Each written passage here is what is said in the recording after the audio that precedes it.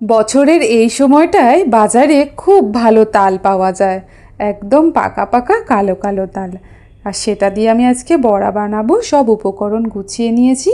প্রথমে আমি 1 কাপ মতো ময়দা দিচ্ছি, আর দেব হাফ কাপ মতো সুজি।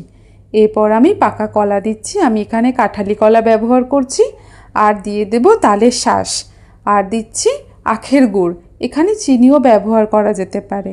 এবার আমি সেটা খুব ভালো করে হাতের সাহায্যে মিশিয়ে নিচ্ছি। কলাগুলো হাতের সাহায্যে একদম মিশিয়ে দিতে হবে।